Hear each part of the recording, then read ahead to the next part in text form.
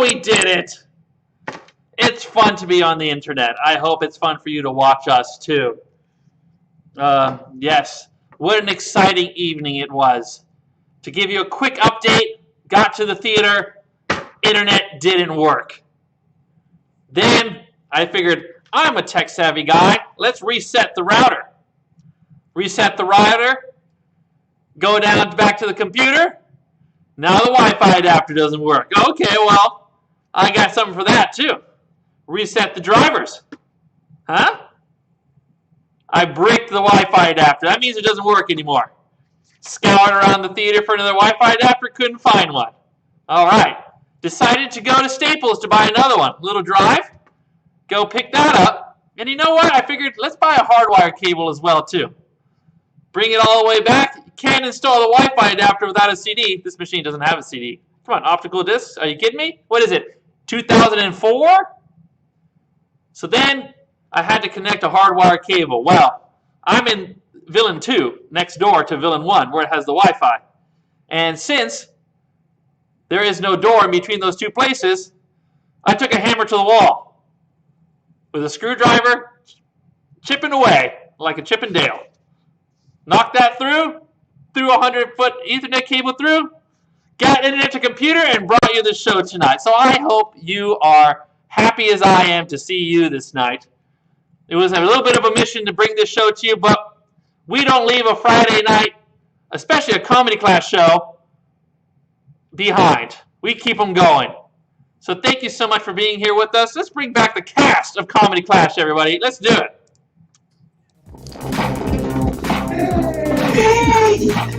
All right. Are you guys excited for more ventilation? More ventilation here at Villain Theater? A small hole. It's a small hole.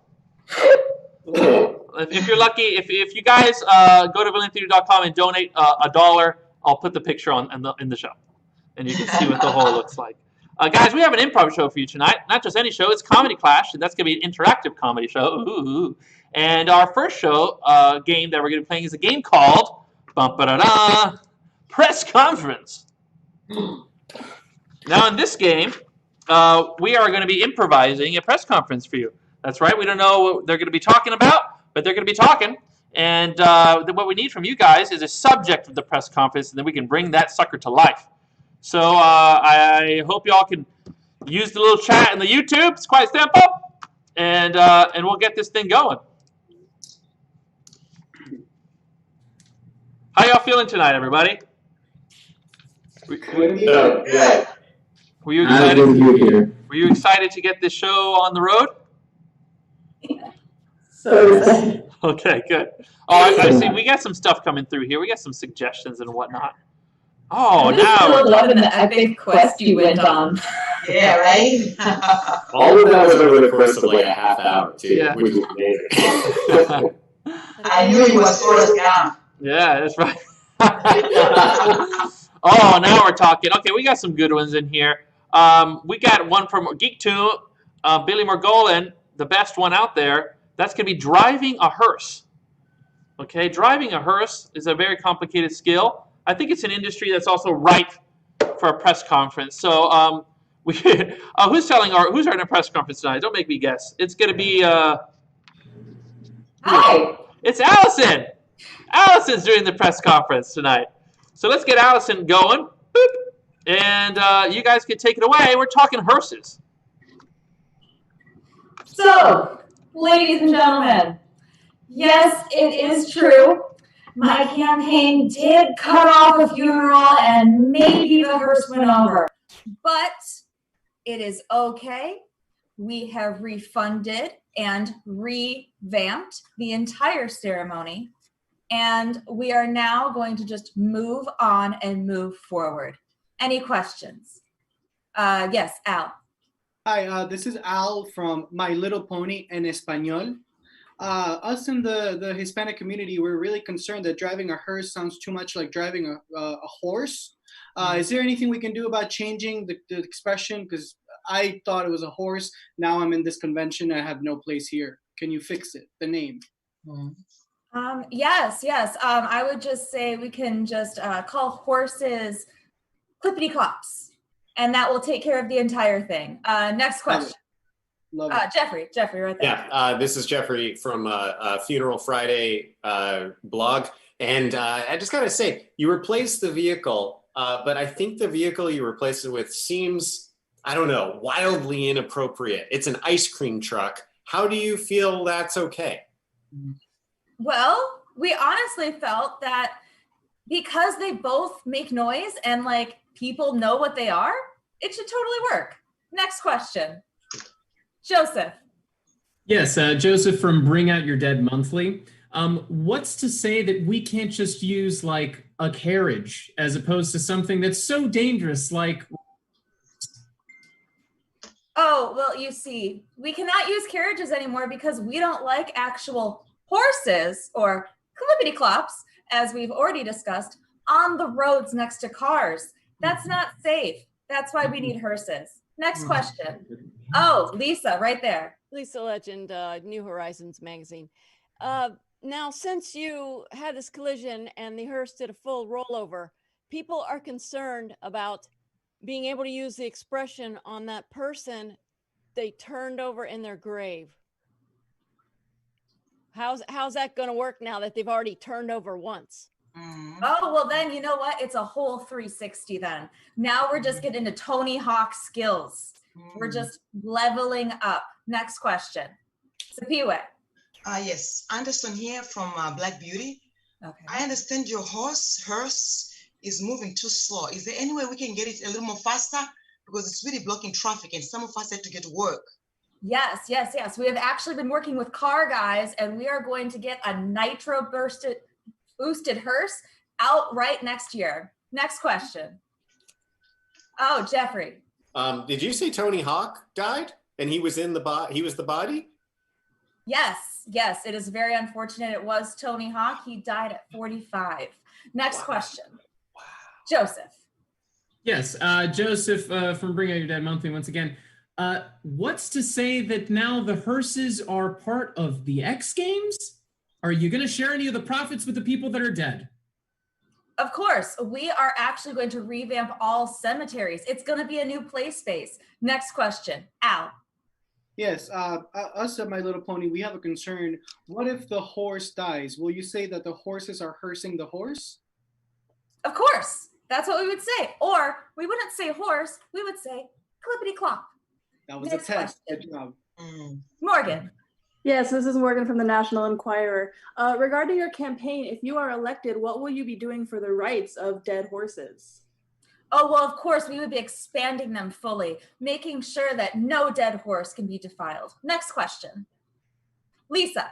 We've heard that people have withdrawn their contributions to your campaigns because of this collision and the carelessness that you and your drivers have shown in this situation. That is correct. Next question. Sapiwe. I understand your hearse is gonna be in the movie The Walking Dead. So are you gonna be contributing this money to your campaign, or are you gonna give some of this money to some dead people? Oh, the money is going directly to charity, to dead orphans specifically. Next question. Jeffrey. Yeah, okay. So 2 weeks ago, you made a statement that people were just dying to be part of your campaign. Was this intentional? Oh. No, it was a very unfortunate tweet on our part. Hindsight is 2020. Next question. Oh, Joseph. Yes, with all of these hearses now off the road, are emo kids just going to be driving around in hearses now? That's very, very likely. Watch out for the back. If it's smoky, leave it alone. Next question.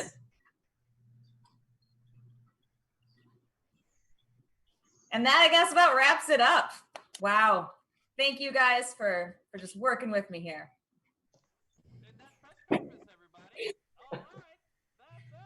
Press conference. Thank you so much. Wonderful. We're ready to play our next game, and that is a game that we like to call Objection. Objection is a courtroom drama game in which we are going to be debating for your pleasure. So I'll put your different things that we could debate in the comments, and we will make it come to life. You know, something exciting. And we can help you choose an opinion on a subject. So throw it down. Now let's give a hand to Allison on her amazing press conference, everybody.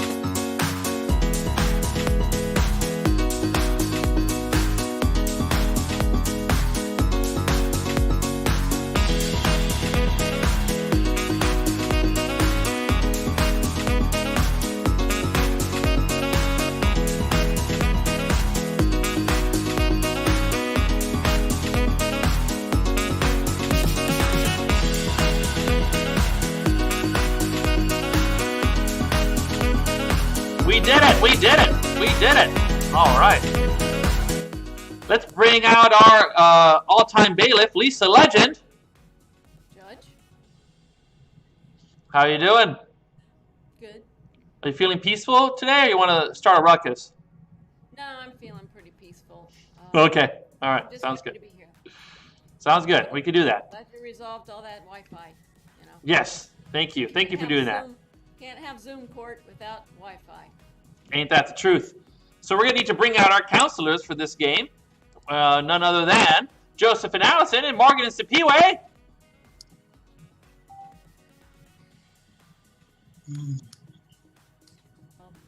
All righty. Today, Judge, what do we got? Okay, let's see. Let's see what we got. All right, so we've got some suggestions here in the chat. My favorite one happens to come from Janela Santos, coming all the way from another time zone, everybody. Janela's put in movies versus TV, which I think is pretty spicy. What do you guys think? Pretty tough. Okay, cool. Tough one. It's tough. Lisa, I can't hear you so well. If you could turn up your mic a little bit, get a little closer.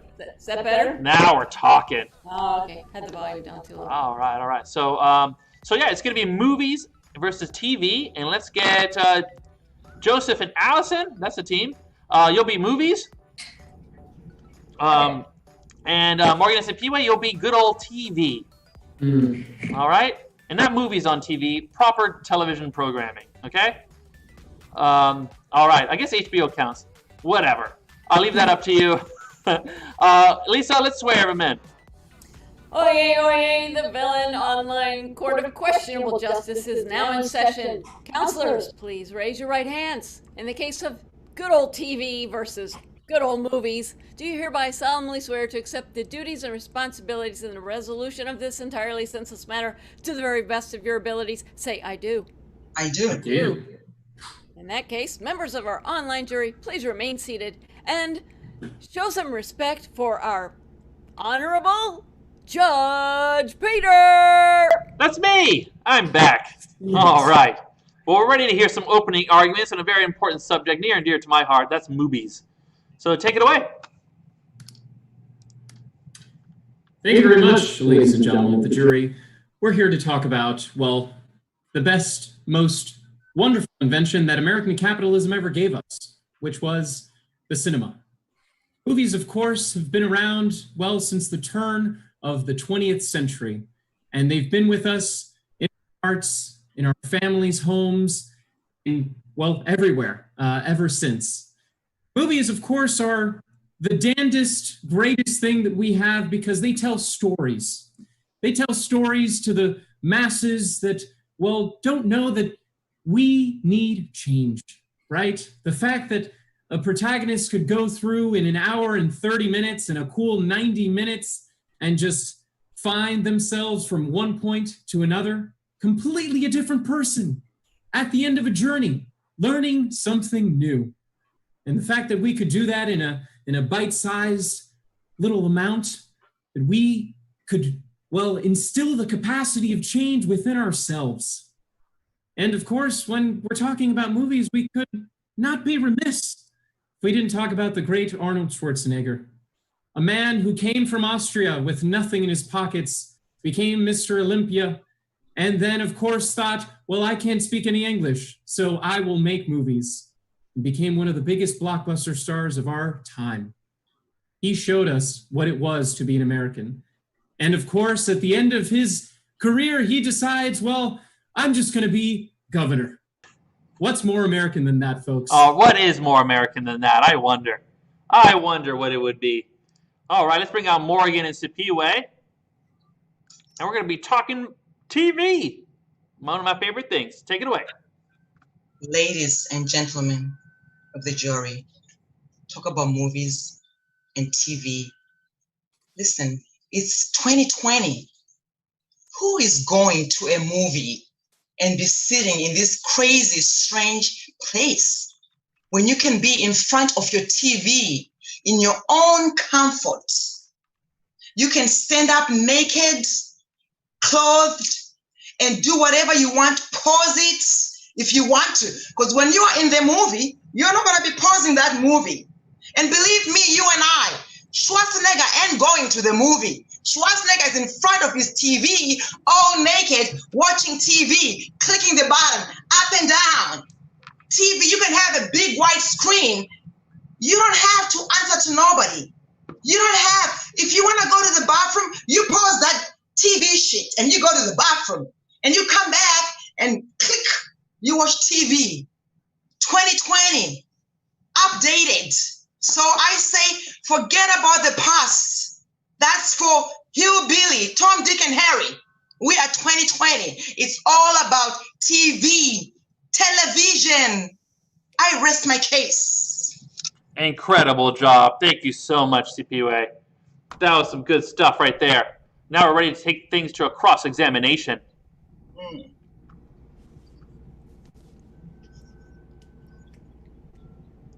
Can I hear it? Can I get a cross-examination of TV by movies? We need a fair fight, a clean fight. Let's go. So, Sipiwe, you mentioned that only while watching TV can you be naked or pooping. But doesn't Netflix make movies? Well, that's your perception of Netflix, because Netflix is on TV. Without a TV, you're going to be seeing Netflix. Where are you going to see that movie or not on television? That's a very good point. And now let's hear cross-examination of TV. Wait, of movies by TV. No? The other way. Yes. Yes. Counselor Rodriguez, answer this question for me, please. What exactly am I supposed to do in a movie theater in a 3-hour-long Lord of the Rings, and I have to pee an hour in? Oh boy, that's why they make that app where it tells you where you can pee, but I suppose just don't watch Lord of the Rings. Fair. I think we can agree on that. Oh my goodness. That was easy. All right, let's hear some closing arguments. First from Team Movies. Ladies and gentlemen, the opposing counsel is going to make you think that movies aren't enough, that movies stay where they are. And that's just not true. Sipiwe was right. This is 2020. Everywhere's a movie theater. As long as it's made in a movie, that little digestible chunk that you can get through within about a few hours, it's a movie. And aren't we all sick of these TV shows that just drag on and on and on with no clear ending or honestly a plot at a certain point? We all were disappointed with that last season of How I Met Your Mother. And with movies, you don't have to deal with that. Movies clear it all up at the end. Movies have a plot. Movies are where it's at. Thank you. A really good point there. I need closure when I have artistic experiences, damn it. All right, so let's get a little bit let's finish it up now with TV and bring it on home. Yeah, my beautiful jury sitting at home in front of you, are probably TV right now or laptop or something. When I watch media and really want to get into it and get involved and excited about the characters, I need to feel like I'm living with those characters. I need them every Friday night, or I need to binge, Desperate Housewives over a weekend and just really indulge, because 1 or 2 hours is just not enough for me. I'm like a snacker. It's like having a big meal versus having a little snack every hour throughout the day. I like to have little snacks. I can, again, stop and pee, get a snack, take a phone call because I have friends, invite my friends over to watch Friends. We wouldn't have Seinfeld without TV. When can I watch The Godfather Part 4? Oh, wait, they're over. That's all there is. There is no more when there's a movie. When you watch a movie, it is over. You could get abandonment issues that way. I like things that keep going and progress instead of just the formulaic Marvel movies that they keep feeding us, where it's every single one is the same plot, but you've already forgotten it by the time the next one comes out. They're scamming you, okay? TV is where it's at. Vote for TV. We're not a fan of scams here at Villain Theater, all right? So keep your scams to yourself. So let's do it. Let's take into the hands of justice. Lisa, take it away. Ladies and gentlemen of our online jury, it is now time for you to deliberate. You must decide between movies and TV. And you're going to do this by dropping in the chat the team that you think presented the best case. The first 3 entries determine which side will tip the scales of justice and be victorious in this week's Objection Challenge. TV or movie? Quantity over quality. How did we get over this without mentioning Game of Thrones? I mean, that last season. Oh my God. Yeah, you're right. That's my bad. No, I'm sorry. That cannot be submitted into evidence after the trial. This is just, We're gonna this follow is just procedure here. Lisa, this is where you come in. Save us. Order in the court. Jury, online jury, please save us. Drop something in the chat. All right, the first 3 votes are unanimous. What? It is TV. TV is the winner. I think it has something to do with the passion of the counselors there. Did a wonderful job. All right, we're ready to play our next game. Our next game is called Next Slide.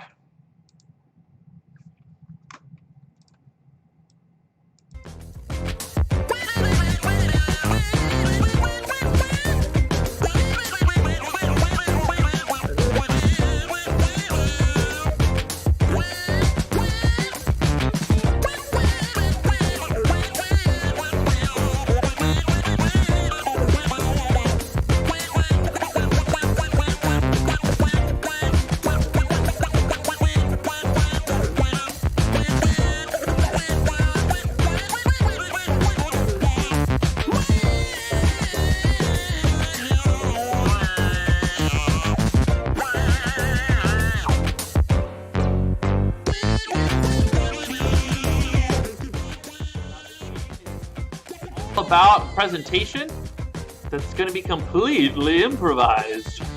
And our improviser this evening for our next slide is going to be none other than Al D'Amico. How you feeling, Al? I'm ready to give a presentation like you've never seen before. All right, let's do it. Let's do it.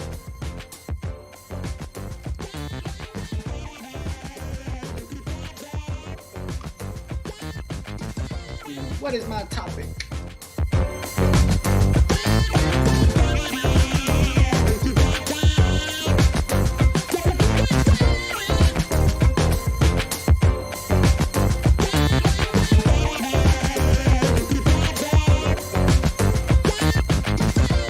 All right, let's do it. Let's do it. We've got something to debate already. Our next slide presentation is going to be about demons. Demonology. You take it how you need to take it, Al. And this game is called Next Slide. Thank you so much for joining me for this very, very important presentation, probably the biggest presentation of my life.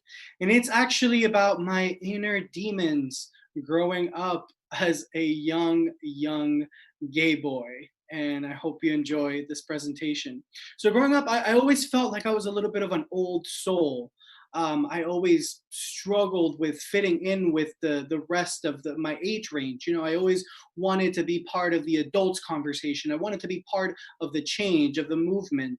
And something that brought me closer to this is art. Art just blew every single expectation out of the water for me, where it made me question, what the fuck is going on in my life? And when I got to that point is when I decided to trust art. And then in order to take this approach, I turned to reality television a lot.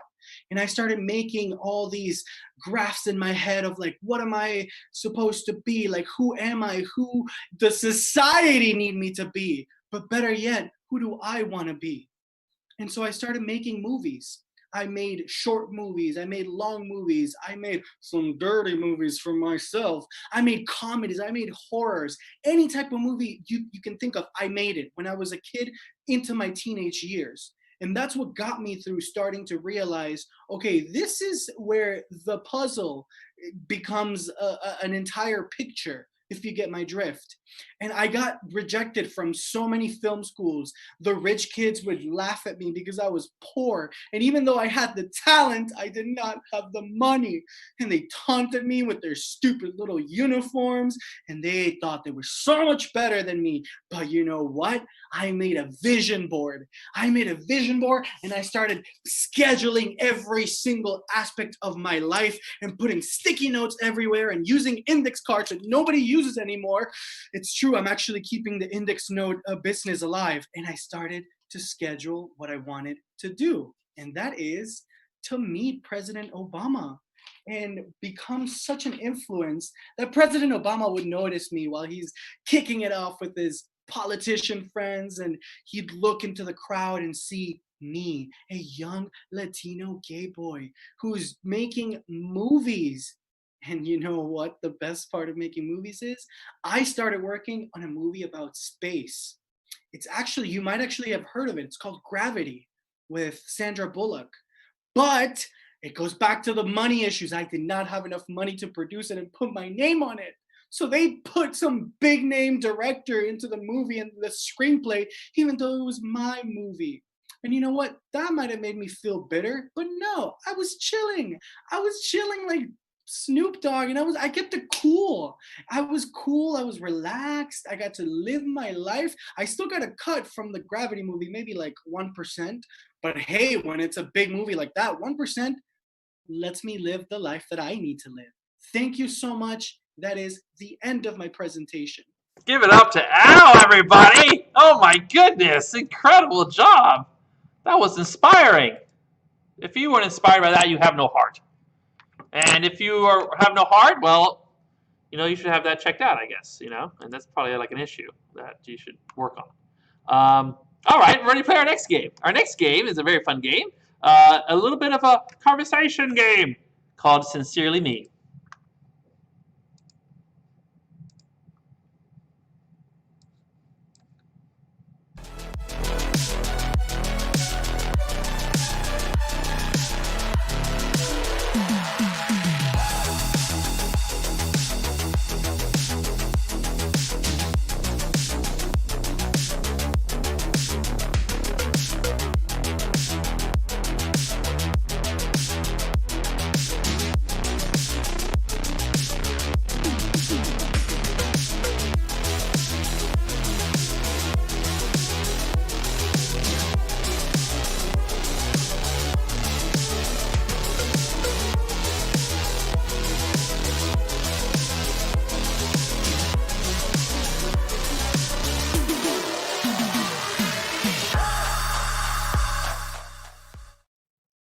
All right, we're ready to play Sincerely Me, everybody. Let's bring out the players for Sincerely Me. Our two verbose gentlemen, Jeffrey and Joseph. Coming out here, lads. All right, are you ready to get your typing fingers going? So ready. All right. Indeed. Oh, we've got some good suggestions for you this evening. Some goody stuff. Ooh, wow. Okay. I like what people are throwing down. So let's hear it. have a little bit of Sincerely Me about Christmas lights. And take it away. Dear John, it's May, and I noticed that you still have your Christmas lights up. I was wondering if you could take them down, perhaps by the 31st. We've got some investors coming into town, and it looks janky. It looks not professional if our neighborhood looks, well, quaint and spick and span, and, well, John, you still have your Christmas lights up in May. Sincerely, Greg. Greg, thank you for your email. I appreciate hearing from you. We should get together sometime. The offer for the barbecue still stands. With regard to the holiday lights,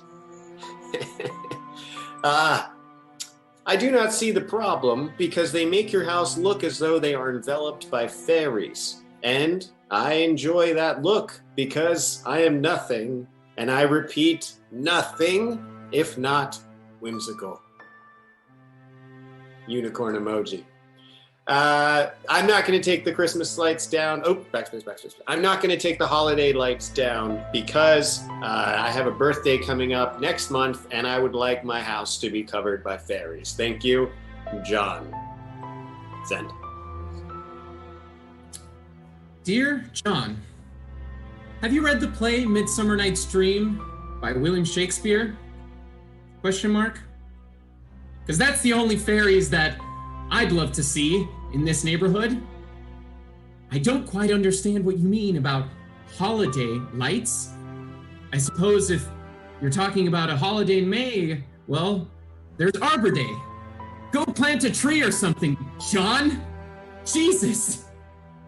I'd love to come to the barbecue sometime, but I can't stand to look at those frickin' lights. I suppose if it were luau themed, that'd be the only way that barbecue would actually be on brand. Let me know if I can bring a roast pig or something. Love, Greg. All right. Greg, my friend and neighbor, comma. It's not a typewriter, but I still do that. Listen, the lights are in fact luau themed. My birthday next month is going to be a luau barbecue with ... a tree planting ceremony in honor of my new fascination with Shavasana yoga. I'll call it that. I'm still learning. So if you want to come, please come. And I assure you the lights do not have to represent Shakespeare fairies or whatever it is you're afraid of. They can just be a thing that makes the neighborhood look fun. You have to have more fun, Greg. I see you watering your plants from your driveway and you have a long, forlorn expression. You stare off into the hedges and you think, I don't know what you're thinking, ... but it definitely is forlorn longing. I would happily accept the pig if you bring it to the luau. I would also accept Jell-O with pineapple in it. Love to see ya. Thanks, buddy. Period. Unicorn emoji. Eccentric. And John, send. And that's it, everyone.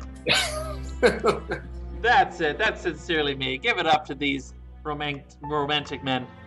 You know, they say a good man's hard to find. There's two right there. So, you know, guys, just put your ASLs in the chat, and we can get this going like, you know, AIM in 95. What do you say? Cool. All right, we're ready to play our next game. Our next game is a challenge game. Oh my goodness. It is something called Try That on for Size.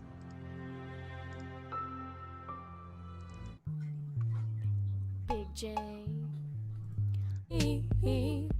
Oh my god, this girl never has anything on her. Bro, what's happening? She's smoking my shit. Jesus. My god, girl, get a job. My god.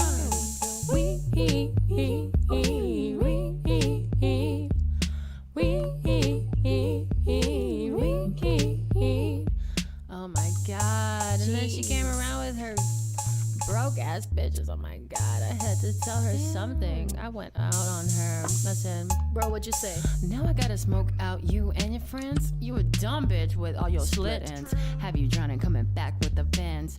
Bitch, try me to get 100 of my friends. Have you fallen back wishing you were dead? Twist your titties right hook to your head. Feel yourself about to feel my wrath instead. Square up, bitch, you're nearing your end. I'm a peaceful lady, truly. All your bitches swear you knew me. Swear to God, bitch, I'll handle you cruelly. Destroy your life, then walk away coolly. All right, we're ready to play. Try that on for size. But I can't do that without some amazing players. Oh, my players. Let's get Allison and Al. That's right. It's an Al face-off. Which The one is original Nick Al. Cage? Which one's John Travolta? Who knows? Neither. I don't want to be John Travolta. Or Which the one other one. is X-Tina and which one is Brittany? Better. I'll get Xtina. She's cute. All right, let's do it. All right, so, oh, wow. Now we got some good stuff in here. We're going to be taking off fake eyelashes.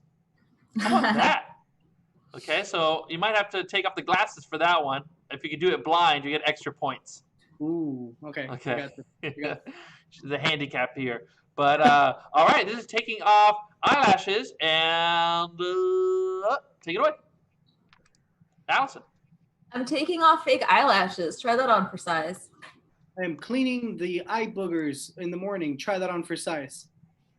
These eye drops aren't working. They're making it worse. Try that on for size. This tiny little bug is so small, I have to see it up close. Try that on for size. I think I glued them together, guys. I think I glued them together. Try that on for size. I literally told you to tell me before so you wouldn't get it in my eye. Jesus Christ, try that on for size. Can you tell that I put my glass eye in upside down? Try that on for size. Oh, fuck, I think my contact went behind my eyeball. Try that on for size. Is this pink eye? I think I have pink eye. Try that on for size. It's okay, like, you literally don't love me anymore. I'm just drying my tears. Try that on for size. Fuck! Ha! Oh, that's it. You win, Al. Wonderful job. That was beautiful. All right, ready to take it to our next round. That's going to be Sipiwe versus Lisa.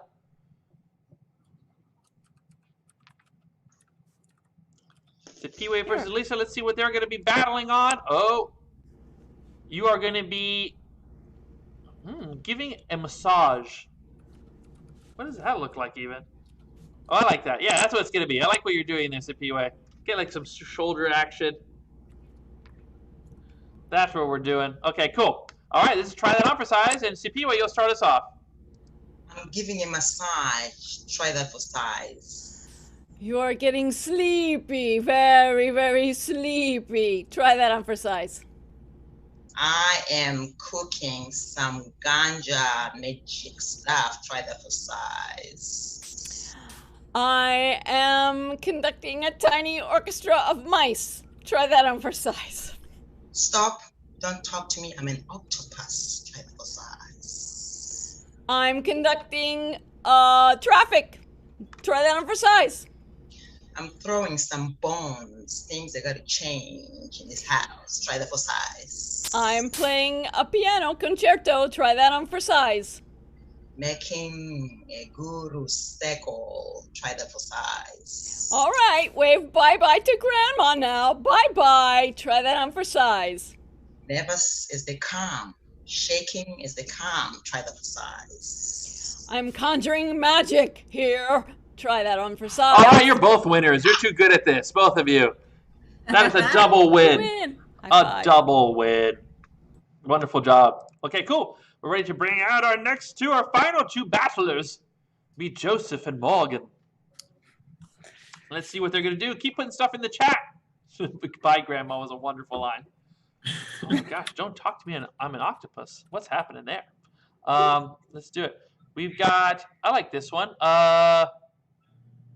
Taking out your retainer. Have you ever had the luxury of having braces? Yes. Very different than having dentures, of course, you know. How about this, Morgan? You'll start us off. Try that on for size. I'm taking out my retainer. Try that on for size. Trying to brush my teeth with my fingernails. Try that on for size. I'm being polite and trying your new cookie recipe. Try that on for size. I think I burnt the roof of my mouth. Try that on for size. Watch, I can fit my whole fist in my mouth. Try that on for size. I'm eating a tiny cheeseburger. Try that on for size. I'm getting the lipstick off my teeth. Try that on for size. I'm done! Goodness, you psyched him out. Wonderful job, Allison. You crushed. That's what we're trying to do here. We're trying to kick ass and take names. We're ready to play our next game, which is called, as soon as I get it ready, Late Excuse. That's Morgan. Pass that chick to the left, to the left. Check your weed again. Are you a little bitch? Can't hold that roach. Lingering and yapping like it's just a brooch. Pass that shit, don't make me approach. Bitch, you in first class, you just flying coach. Pass that chick to the left, to the left. Pass that chick, get left. Pass that chick to the left, to the left. Yo, check your weed again. Check your weed again. All right, let's get our players out for our next game of Late Excuse. That is going to be Jeffrey and Sipiwe. Come on out. Now, Al, the wonderful Al, the one who beat Allison and Try That On for size, let's us never forget. Al is late to work. And Jeffrey is, you know, he's a very, well, how would you describe your attitude as a boss, Jeffrey? Are you a tough boss? What would you say? I'd say fair until crossed. You know? Wow. Okay. Yeah. But then when you cross, then gloves are off. Gloves are off. Knives are out. Exactly. There's going to be blood on the walls. Yeah. All right. Cool. And Sipiwe, you know, Sipiwe is just another employee just like Al. She's trying to get through it. And she wants to help Al out so he can get to work and come up with some excuses. So we need your help coming up with excuses. Throw them in the chat. We got some veterans tonight. They know what it's all about. And let's see. Oh my goodness. Let's see what we can get. Some suggestions of weird stuff.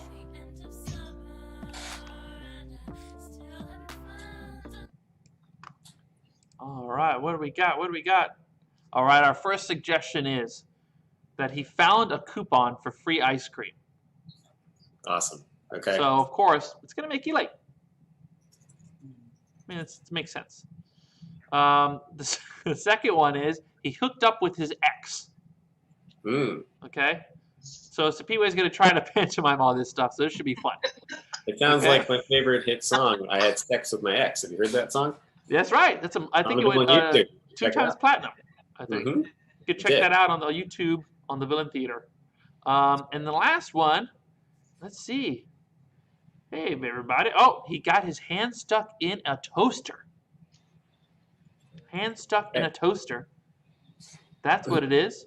Okay, so let's try it out. So the first one is going to be, what is it? Found a coupon for free ice cream. Yes. Found a coupon for free ice cream. Sipiwe, you're going to be a pantomime with these, so really you got it. The second one is what, Sipiwe? Hooked up with the ex. That's right. And the third one is, anybody can get it? Stuffed his hand in a toaster. Yep, that's it. That's all that happened. Pretty simple. Okay, cool. So we're ready to bring Al back in to play the game. And this game is called Late Excuse. Perfect.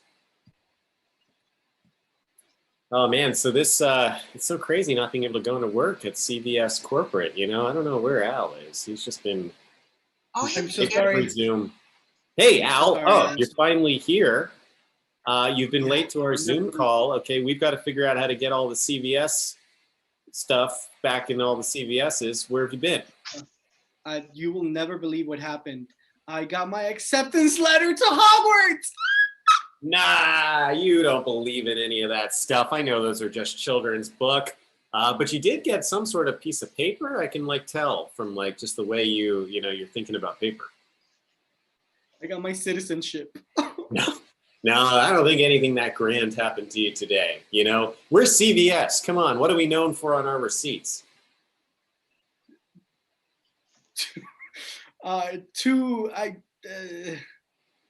Come on, you know, I was just in the store the other day and I was thinking we got to add more of these to the end of our receipts. You know, all those things that print out to make our receipts even longer.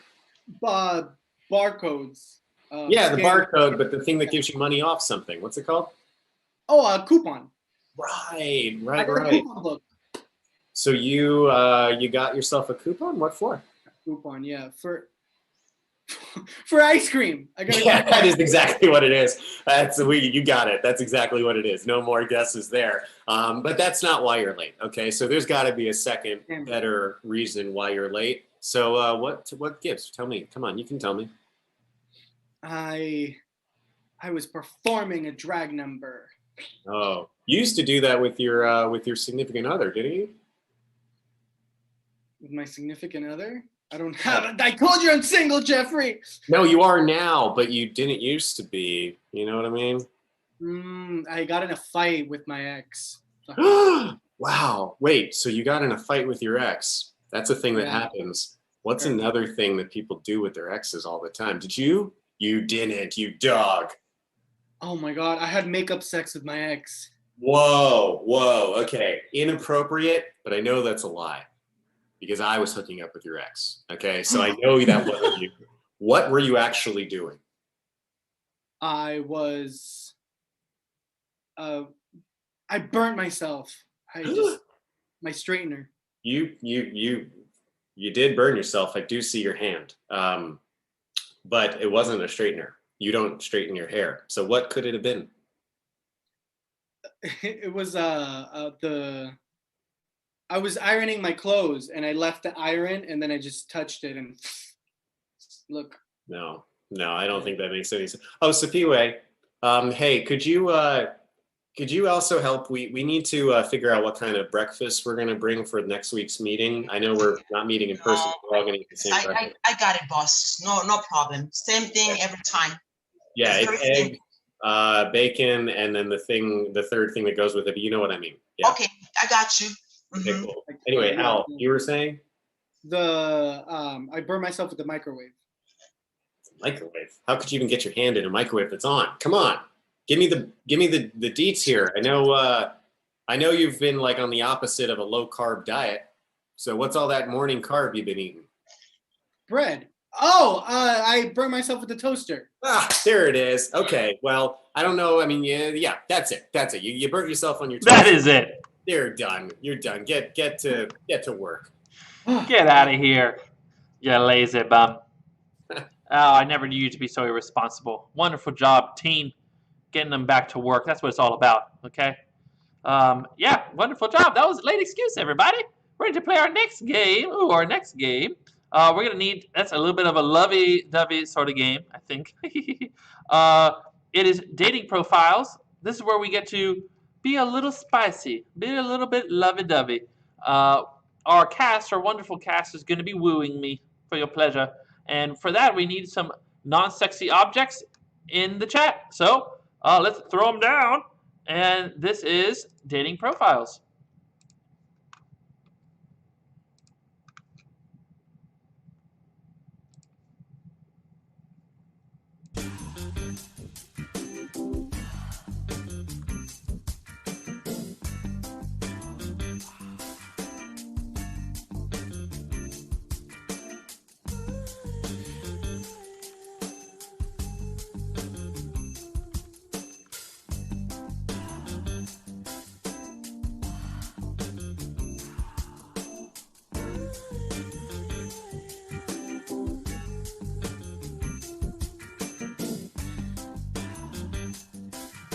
All right. We're ready to play this dating profile game.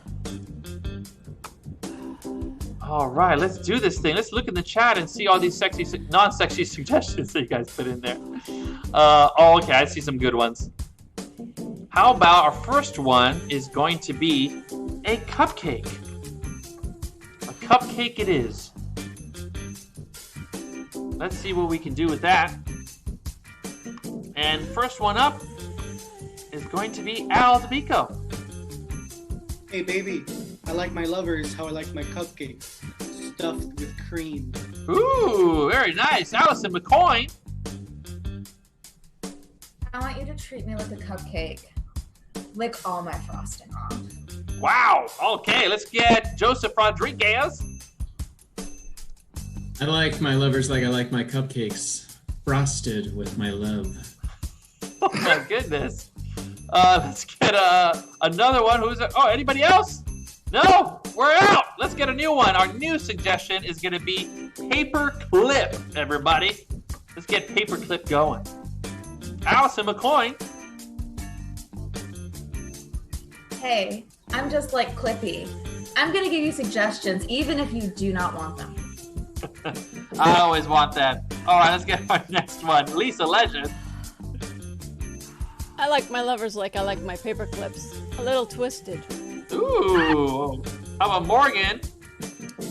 Hey, I like my lovers like I like my paper clips. They can handle something thick. Hey, let's do it. Sipiwe. Hey, baby, together forever. Oh, Never be separated. that's sweet. Now we're getting everybody in the game. Jeffrey Redmond. I like my lovers like I like my paper clips. Nice and flexible. All right, let's get a new suggestion. Oh, this one is the most unsexy object that there may have ever been on this earth. That is, of course, a croc.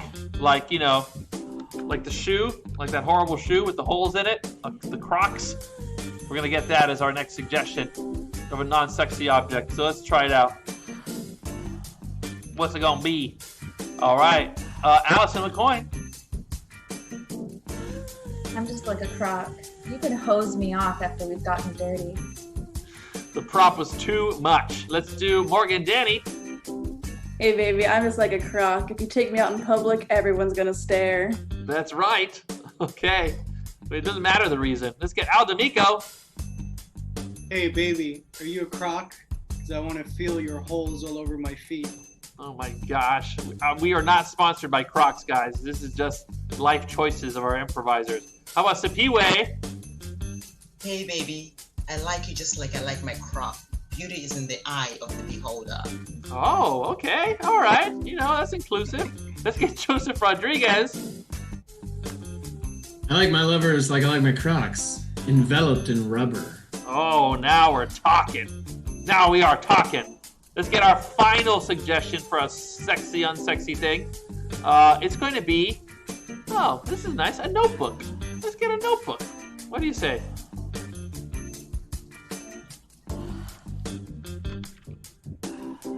I think I did that right. Who knows? Al, you want to start? Yep. Okay. Hey, baby, I like my lovers how I like my notebooks in all sizes, shapes, and styles. My God, the props. I mean, this is an improvised show, guys, and somehow they've got everything. Okay, let's get the next one out. It's going to be Allison McCoy. I'm like a notebook. I'll keep all of your secrets. Oh, nice. All right, let's get Jeffrey. I'm also like a notebook. You could say I'm 5 stars. Oh, there you go. That's what he is on dating apps. And let's get Joseph Rodriguez. Hey, baby, treat me like a notebook. College rules. Hey, it's legal. And let's get Sipiwe. I like my lovers like I like my notebooks. Noting and booking me all the time. Oh, Allison's back. Just like my notebooks, I like to be bound. Ooh, and let's get Lisa. Finish it off, Lisa. I like my lovers like I like my notebooks, full of secrets. Oh, right. Got it. She actually went and got a background, guys. Come on. It's incredible. The dedication we've got here, okay? Wi-Fi issues, show must go on. And we've got props.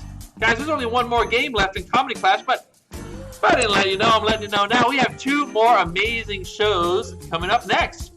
Right after this show, we have Quarantine Roadshow, which is our version of Antique Roadshow, where we're going to get to, over Zoom, give you some appraisals of items with wacky characters. It's a hoot. You got to stick around for Quarantine Roadshow. And then following that is our late night talk show, Tonight with Tarek. And that's going to be a whole lot of fun with special guests, stand-up, and everybody. It's a live talk show, guys. You got to check it out. Tonight with Tarek from beautiful Brickell. He just classes up the whole joint whenever he shows up. Big Daddy Tarek. So we're ready to play our last game. Our last game is Shark tank of sharks.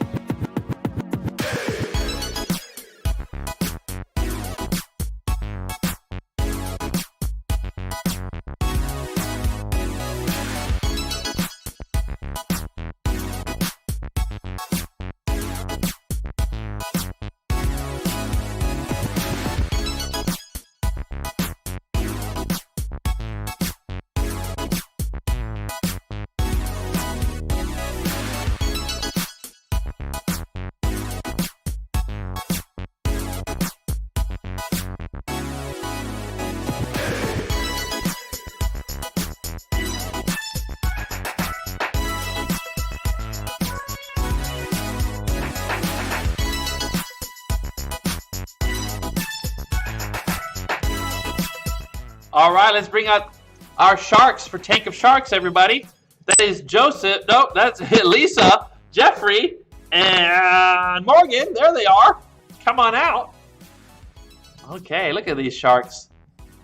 Look at these eyes here. They're ready to cut a deal. Yeah, that's right. As they teleport to new locations. So in this game is inspired by the Shark Tank show on TV, an entrepreneur game. And Joseph is going to be an entrepreneur, and he doesn't know anything about the product that he's going to pitch to these sharks. And you're going to give us suggestions of different things, different qualities of this item that he's trying to pitch. And Joseph is going to try to guess it. That's it. It's quite simple. Super easy. Who are you kidding? And so for Lisa, we're going to need to have the feature of this product. What does this product do? Okay. Let's see what we get in the chat. For what does the product do? Okay, all right. What does it do? Ooh. There's some good ones in the chat. It attracts lightning. Attracts lightning. That is a great feature. Lisa, you got that one. Okay. And now for Jeffrey. Jeffrey is, Morgan will get the celebrity. So this product is going to be endorsed by a celebrity. So what do you think? Who do you think the celebrity should be? Oh my God. This would totally work, but it's a monster. Let's get Rick Ross. Okay, Rick Ross it is. And now finally the disclaimer for the product. What's wrong with it? Jeffrey, let's see what we got here. Okay, it makes your sweat smell like gravy. Okay, which I don't think is a problem. I mean, what does it smell like now, right? I mean, that'd be an improvement, to be honest. That's what I'm saying. Okay. Delicious. Yeah. It's a feature. Who turns down gravy? Okay, so let's do it. So let's do a quick recap. What is the feature? It attracts lightning. Who's the endorser? Rick Ross. That's right, 305. And let's get the disclaimer. It makes your sweat smell like delicious, delicious gravy. There you go. And so we need to bring back Joseph, and we're going to have the name of his product. I'll sneak that in there when he comes on in. Come on in, Joseph.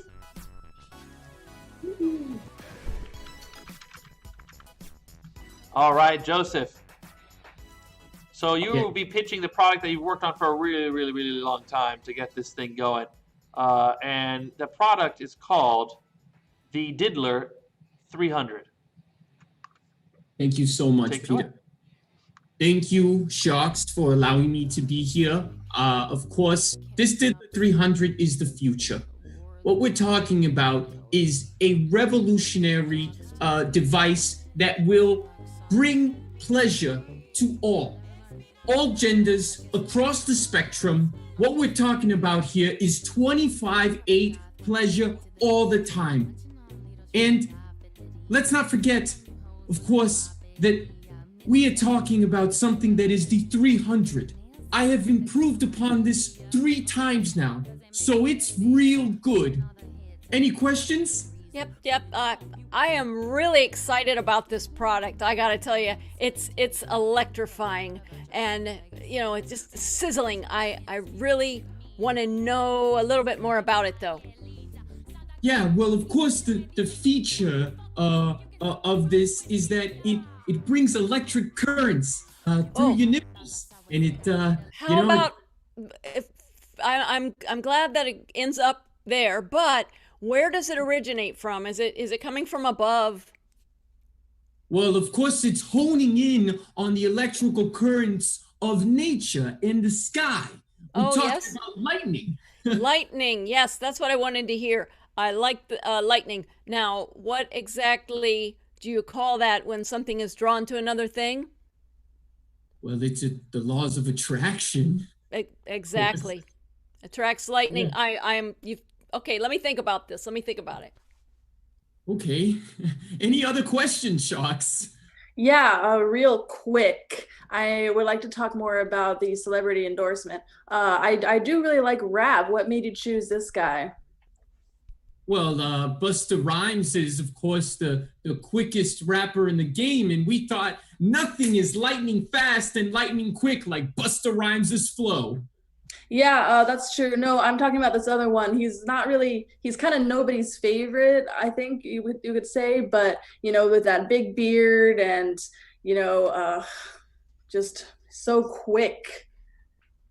Yeah, well, Rick Ross is certainly a good rapper that we've actually gotten the endorsement of. He's really gotten aboard this as well. So, yeah.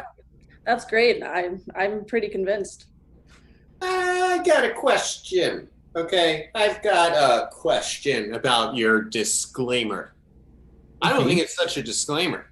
All right. The only thing I worry is if, because of this, people are going to constantly want to eat mashed potatoes when they see me. What's going on?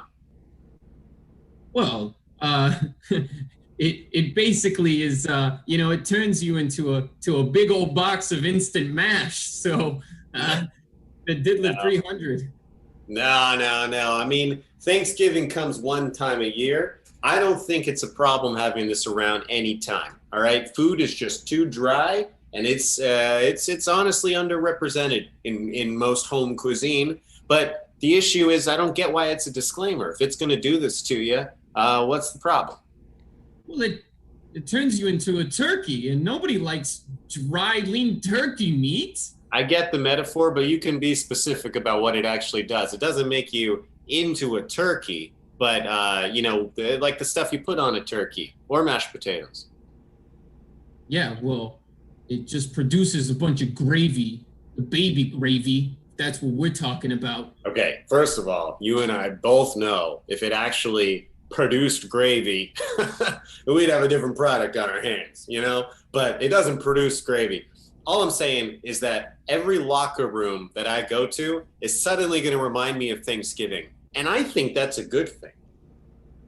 I'm not using deodorant anymore. I want this. Okay. I'm going to be real honest here, Shark. This product, the Diddler 300, once you're done with it, and once it attracts all the lightning in the world, it is going to make your body odor smell like gravy. Amazing. I love it. Oh, I am willing to give you $250,000 for a 40% cut. Double that. $500,000 for 40%. I want that gravy cent, baby. All right, I'm out. I'm not that rich. Oh, I'm going to take you, Mr. Gravy Man. Let's do it. Let's do it. Let's make some gravy. That's Tank of Sharks, everybody. Thank you so much for watching with us. We were desperate to make this show for you tonight. The show must go on. So let's bring out the whole cast of Comedy Clash. Come on out, everybody. Woo! We did it! There they are. Peter did it! I didn't do anything. We're never quit attitude here, guys. So we'll keep on coming every week with another Comedy Clash. But coming up next is Quarantine Roadshow, and after that is Tonight with Tarek. So stay tuned. They're going to be coming up next. And let's all wave goodbye, everybody. Bye!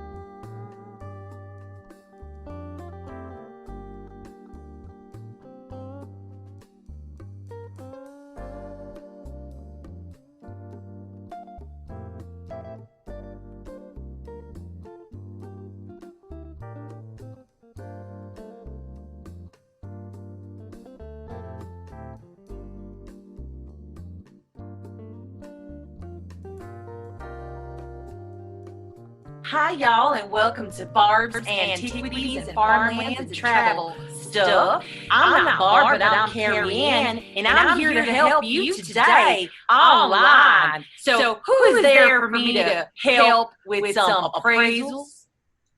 Well, hello there, Carrie Ann. My name is Josh. It's my first time in front of the camera. You are a very chipper lady. I appreciate that.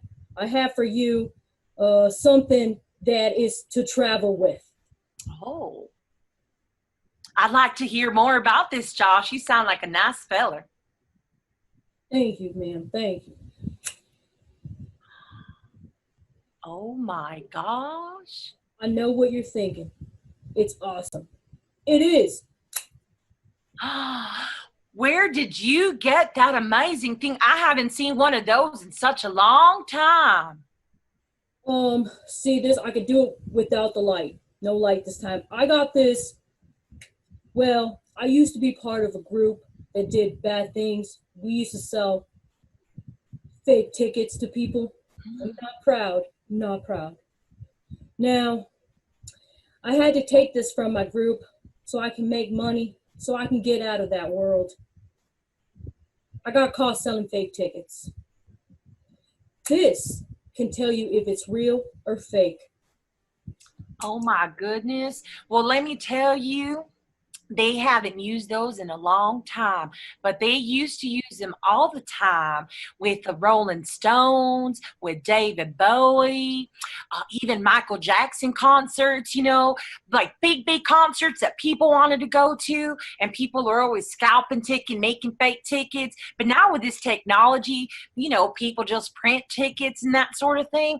So it doesn't really work that much anymore, you know, because you just print stuff, so it doesn't have that special emblem that piece that you have right there can see beyond paper, can see beyond cardstock. It can see, it's kind of like, what's that word? I forgot what it is, but it's a decoder for maps, but on tickets. So you actually, although they don't use it for concerts anymore, it is a very valuable item. Ma'am, I knew that it was gonna be pricey, but valuable? That I had no idea. It's a decoder. So it not only like spots fake tickets for concerts, or like, you know, if you want to go to a Monster Jam or like a Kentucky Derby, you know, it also helps you decode maps. So it is amazing. So I can't believe you got your hands on that. Ma'am, I can't believe it either. Well, I got something special for you. If you just hold on for just a second, I'm going to take a look at what the market value for that item. I'm sure it's going to be a good one. Hold on, okay? I'm holding on. Not letting go. Wait, really fast. Can you check to see if there's a little emblem in the back of that? Or any signature or anything? Oh, it's not cursive, but there's something here. Can you put it closer to your little camera thing? Little down? Oh, what? Oh, I do. Oh, yeah. Okay. You definitely got a good one there, Josh, right? It was Josh? Yes, ma'am. Let me see. So based off the markings and what I'm looking at right there, that's going to cost, well, you can sell that actually for about $2,095. Oh, I should have held on tight. That's a lot of money. Thank you, ma'am. I'll tell you what's difficult. Entertaining the little ones right now. And boy, oh boy, do we have...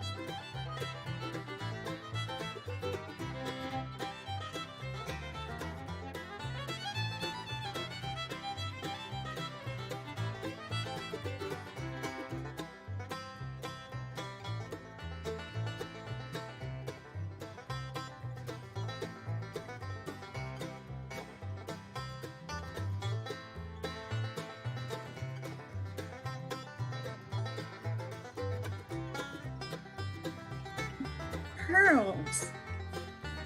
Are you Blue Man? Yes, hello. Hi.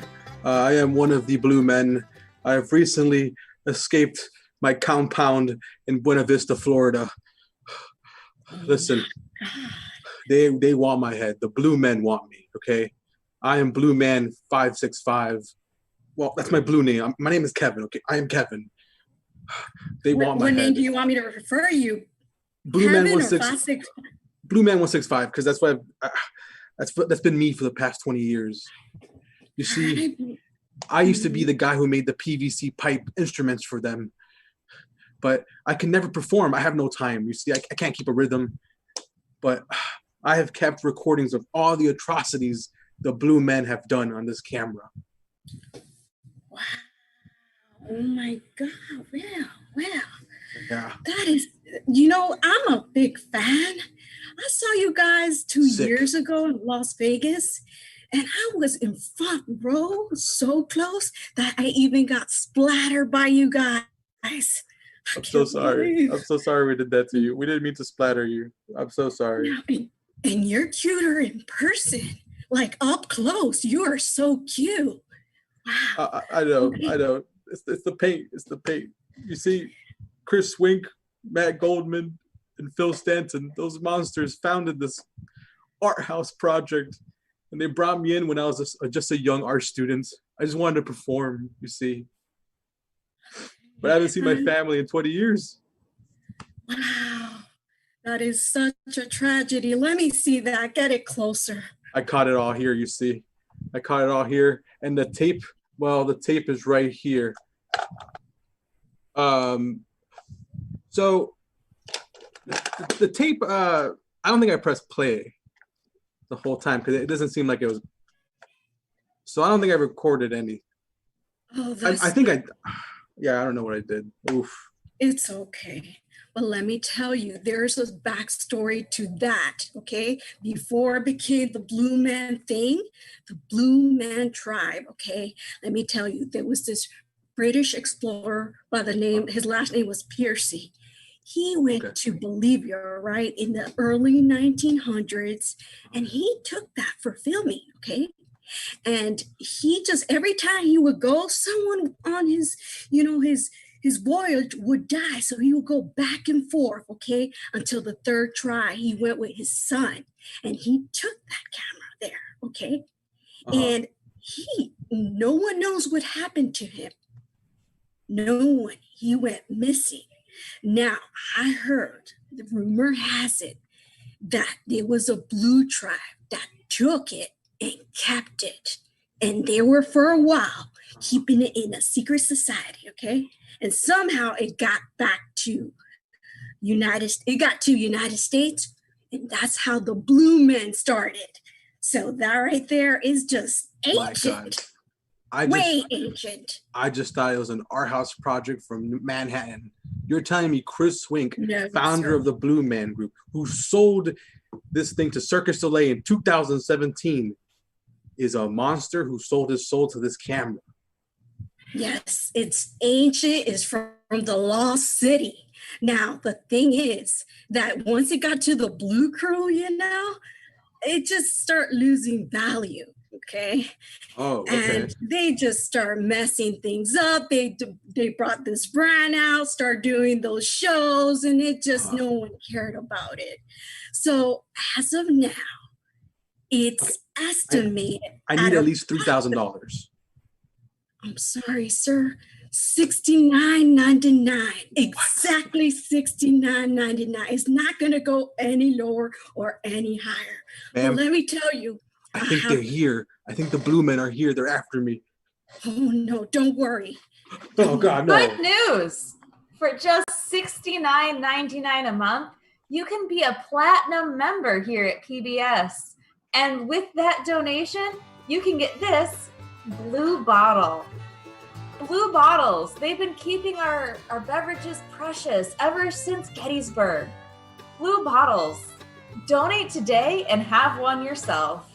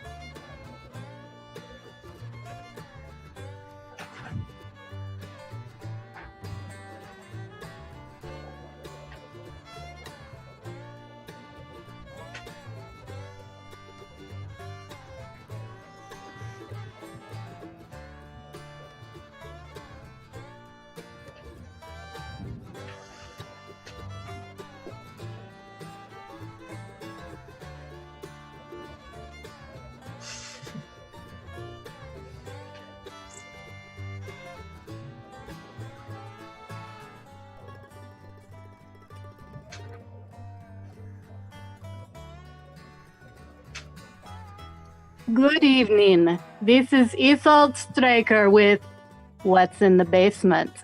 Who has entered the basement tonight? Oh, how do you do, young lady? I'm Christopher Kringle, Master Tinkerer. Hello, I'm sorry, you are Tinkerer? Yeah, I tinker. I take a look-see, and I tinker.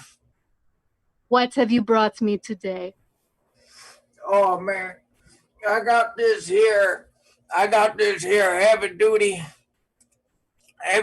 all-purpose battery. I made some modifications in it myself, but this baby's been running since World War II. And how old are you, Mr. Tinkerer? Oh, man, if you ask me how long I've been running, man, I was the one who first made the shoe you put on the horse. All right, I don't know what that means, but I assume you're very old. Let me see, what kind of modifications have you made to the battery? Well, see, it used to only have this little niblet right there, but I added a second niblet, and with that you can turn it, and you can control how much voltage comes in or out. I see, and what is the maximum voltage you have been able to attain from this? From this baby, I can go up to 700 gigawatts, and that's a little more if I've had my sarsaparilla that morning. Shake it real hard. I'm sorry, I'm not understanding what you are using this for. You shake the battery? I shake the battery, and it puts power into it for all my electronic devices, but at the same time, it empowers me as a form of meditation. So it is powered by kinetic energy. Simply you shaking it powers the battery. You call it kinetic energy, I call it shaking it around. Yes, it is the actual term is kinetic energy. What is the duct tape around there? Is it holding it together? Is it in good condition, or is it going to fall apart if you remove it? Well, that's really important. That's got to be the main modification I added after my last modification where I dropped it down the stairs. So yeah, but unfortunately it is quite brittle. So it is a kinetic powered battery, but it is in poor condition because it was dropped down the stairs and you fixed it with duct tape. Is that correct? That's correct, ma'am. Uh-huh. Can I see it in action? Can you prove to me that it works? Because right now I think you're just a crazy man. I don't think this battery actually works. Oh, it works, but be very careful. It gets real powerful. All right, here I go. Oh, I'm shaking. Whoa. Oof. Oh, yes. Oh, I see. It looks so powerful. It looks even more powerful when you turn in the lamp on and off. I don't know what you're talking about. That's all the power of this here heavy-duty battery. All right. So you originally obtained battery during World War II. Is that what you said? That's right. This used to power the B-52 airplane. Yes. That's interesting because that battery was, it began production in 1997, which is a long time after World War II. The batteries that they make now, they have a different label on them. They only last about 5 years. It's incapable of being modified. So I think you're just pulling my chain, Mr. Tinkerer. I pull lots of chains in my day. That's all part of the Tinkerer's code. But this here niblet speaks a different story. What you gonna do about that? Well, I'm frankly not going to do anything with it because I think it is garbage. And I think you just put a bunch of junk together and you come on my show and you try and insult me like this. Who do you think I am? From what I hear, you're the most powerful practitioner of the chemical arts. And I thought from one craftsman to another, one artisan to another, we could find a connection. Yes, that is how I know what kinetic energy is. I can tell by looking at it. I can conjure up its power on my own. I know when I am looking at a fraud. What do you have to say to that? I can't get nothing past you, ma'am. But the niblet's Why you come on looking my real show? good. What do you want from me? You want an autograph? You Is that know what it is? doesn't need a battery? An 100% beeswax candle.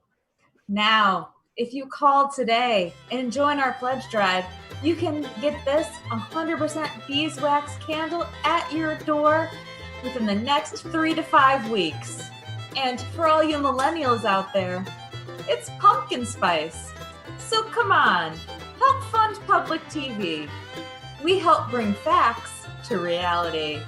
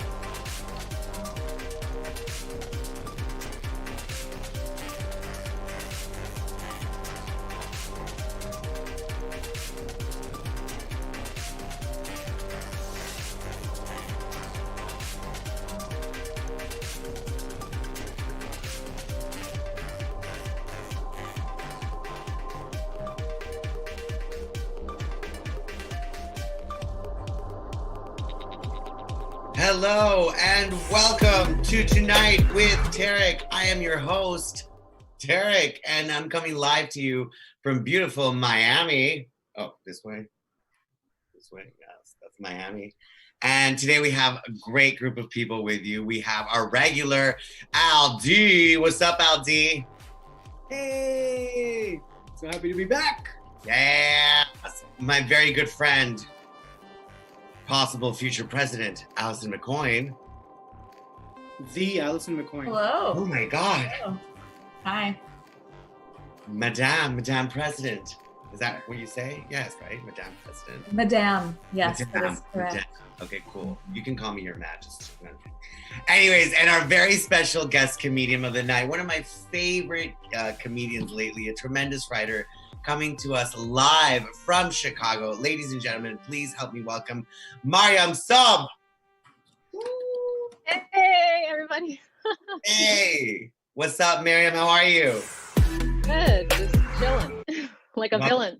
Like a freaking villain, exactly. Well, welcome to Tonight with Tarek. I'm going to talk a little now, Mariam, but you can chime in a little bit. We keep it open here. It's like a panel. I wanted to talk today about being an Arab. Because me, I'm an Arab. Yeah. You are?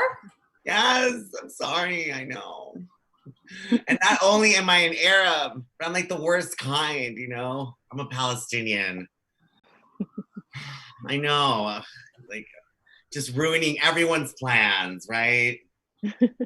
Yeah. Being Palestinian is weird. Lots of weird shit happens to you. I went on a date like 3 years ago with an Israeli guy that was pursuing me for a while, and he knew I was Palestinian and everything.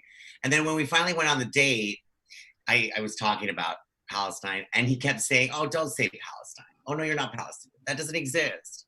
And he was correcting me like as if after living my life like 30 years as a Palestinian, one freaking date was going to convince me, okay, you know what? I don't exist. Like, no dick is that good. No dick is that, right? Like, I'm like, okay, are you trying to like change my mind, Anyways, so it got uncomfortable, so I pretended to go to the bathroom and I ghosted him. Of course, he calls me a few minutes later or whatever, and he's like, "Where did you go?" And I was like, "Well, I don't exist, so goodbye." Right? That was, yeah. Also, look, I'll tolerate a little bit. I mean, if he was cuter, I would have fucked him for the land, but he wasn't. He wasn't. Okay, so I didn't do it. Anyways, Palestine's always on the news, as most of you know.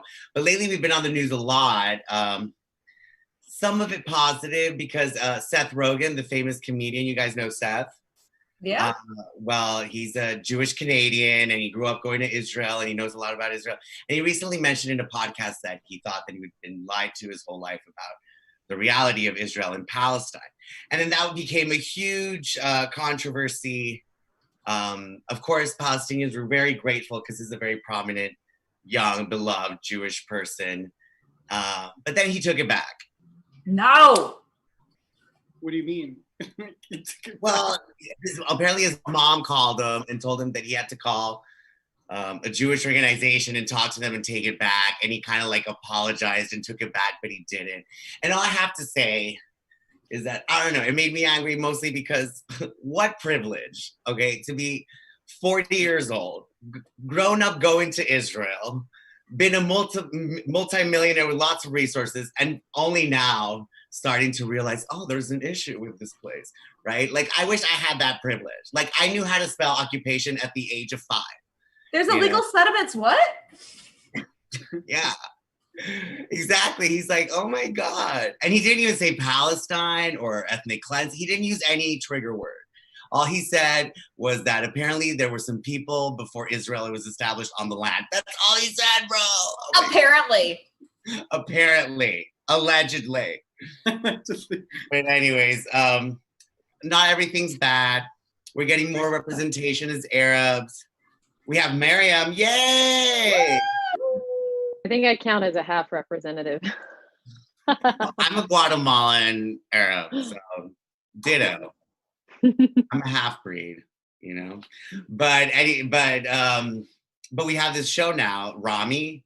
You guys have seen Rami, heard of Rami. It's like winning Golden Globes. And I was like not wanting to watch it, not really interested. And then people kept asking me, what do you think? What do you think? What do you think? I was like, I don't know. Let me check it out, right?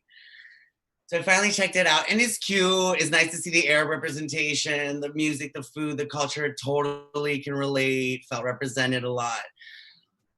But it's just another 30-year-old comedian with an existential crisis, you know? And it's like, it's like kind of like Insecure, the series, Yeah. you know? But in Jersey, and none of these guys are cute. They couldn't have one cute Arab. Come on. There's nothing for the gays. Nothing for the gays. Okay. Nothing for the gays. And this guy is like so stressed about his decisions and all the shit he's doing. He's like, season 2 starts off and he's really stressed about eating too many gummy bears and like watching too much porn. Like, what? Gummy bears and porn? That would be like me in recovery. You know, that would be me making my sponsor proud. That's a great afternoon. You made it to season 2 though? I started. I could. This is what kept me from watching it. He goes to his sheikh, which is like a priest or a holy Muslim man, and he goes for advice, and he's feeling guilty because he slept with a married woman, you know?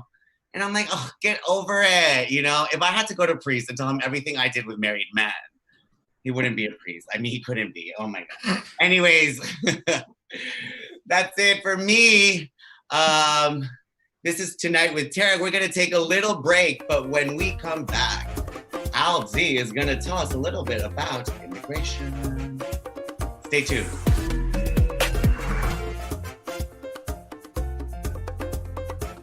We're clear.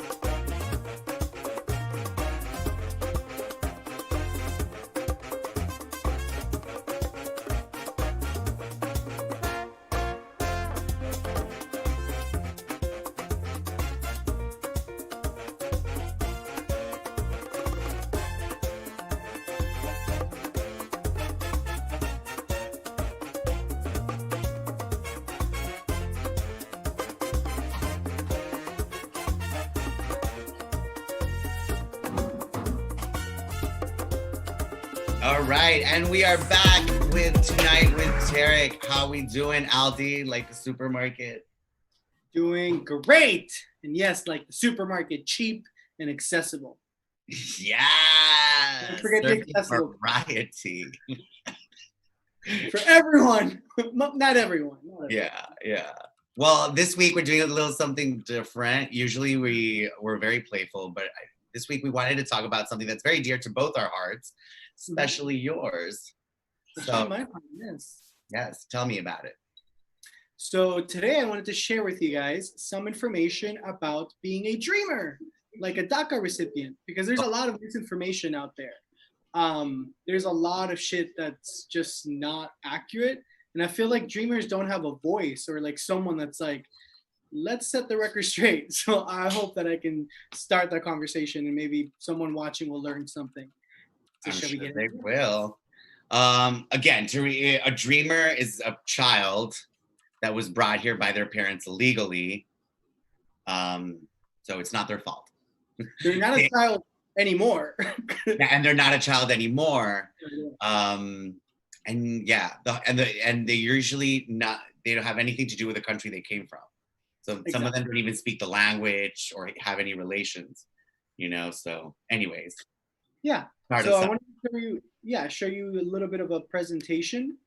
So let's, Ooh. Can you enable sharing, Pita? Hello, Pita. Let's do this. But yeah, basically it's DACA. It's Deferred Action for Childhood Arrivals. Just means when you get to this country before the age of 16,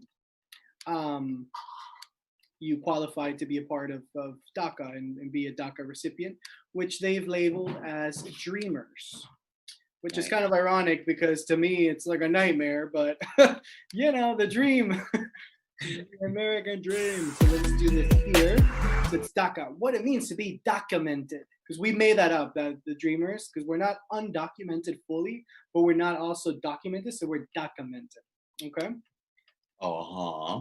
So dreamers, and I put this because every time the people start, you may say that I'm a dreamer, and it's not like the John Lennon song. So let's get that out. If you're tuning in now, a dreamer, let's get that song out of the system, okay?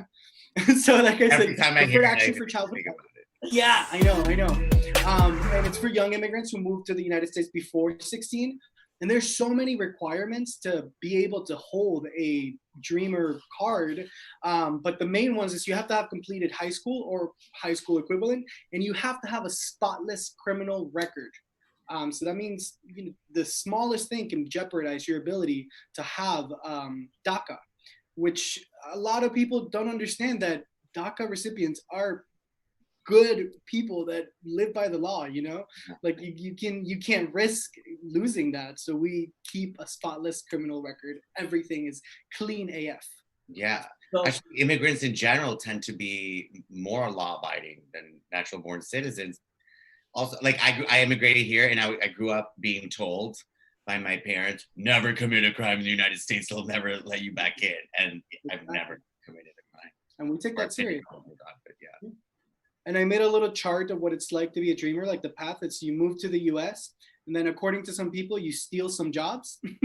And then that you have to live up to the sacrifice your parents made by leaving everything behind for your ungrateful ass. Yeah.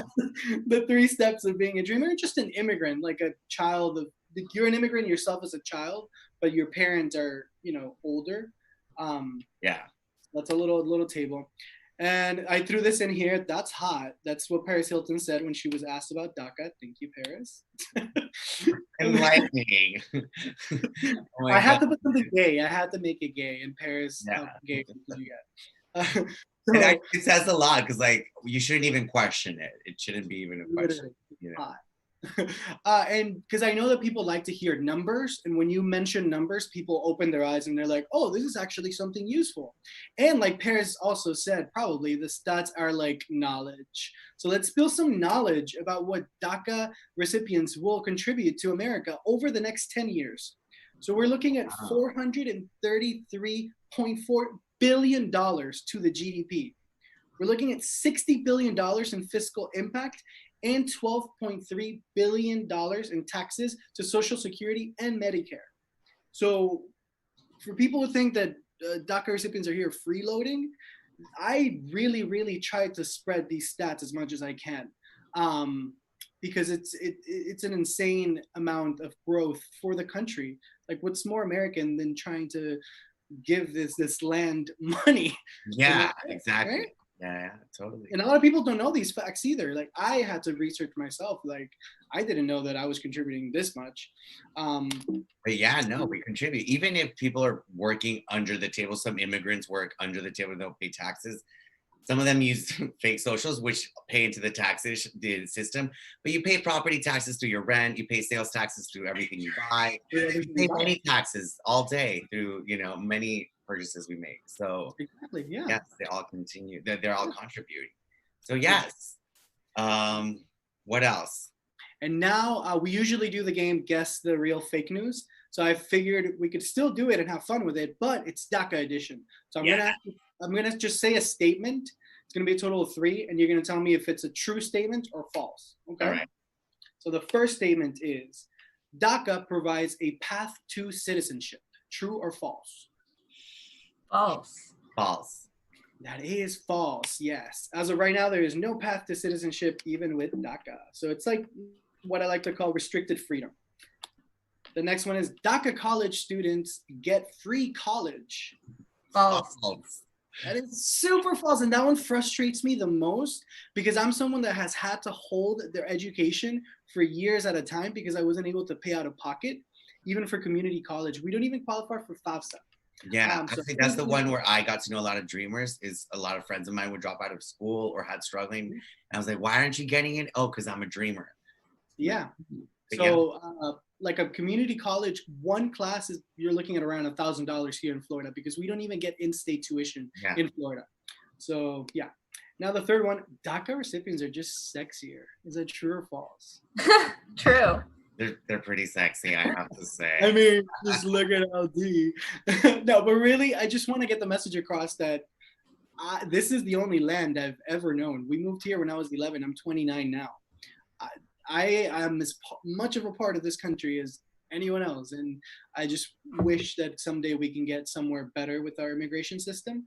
If anyone ever has questions about DACA or what it means to, I'm always open. My DMs are open for DACA and much more. Girl. You know, I have to plug in. Keep it immigration. Anyways, thank you, Aldi. That was very educational and very important. We're going to take a short break, but when we come back, we're going to have a very nice conversation with presidential nominee, Allison.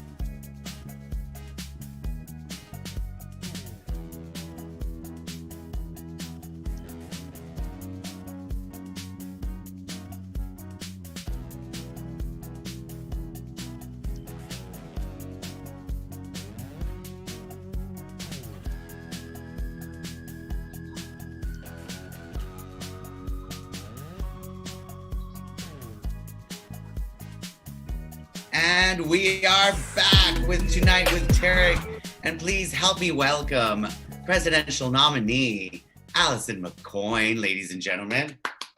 Thank you for having me. And I just want to note, not only am I pro DACA, but even if you are an unregistered citizen, please fill out the census. It does not matter if you have documentation or anything like that. Please fill out the census. This isn't a joke. Let's continue. Yes. Yeah, I overfilled it. I added extra people just so that we get more money. Anyways, no, I'm kidding.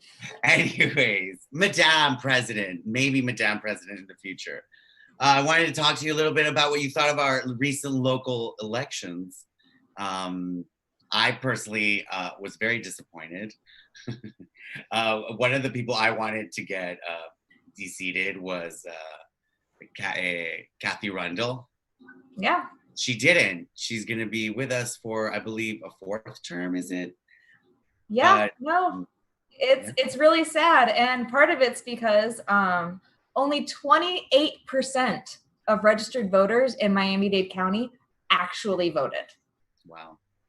And why do you think? So, yes. Do we get the best candidates every time we go to vote? No. But part of that is because we're not engaged.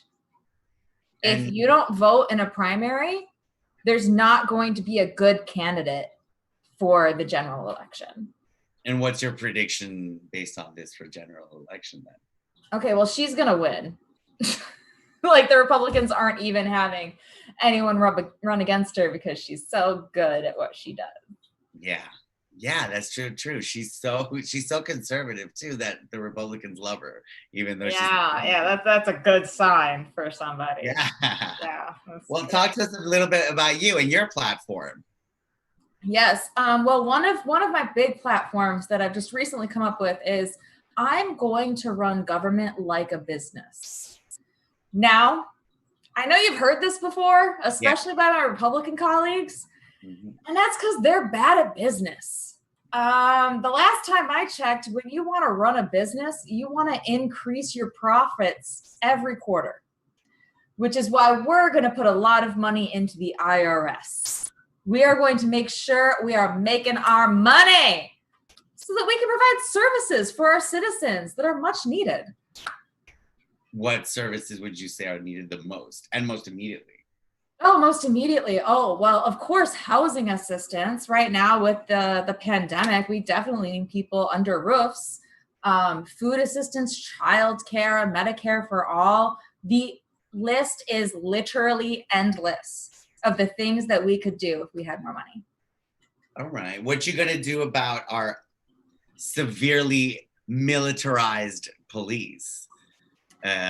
Which is not only, of course, it's a lot against Black people, but in general, the police is quite militarized. No, it is a bad thing overall, because if you're a police officer, you are dealing with fellow citizens. Did you see the old lady who got arrested in a gated community in Florida?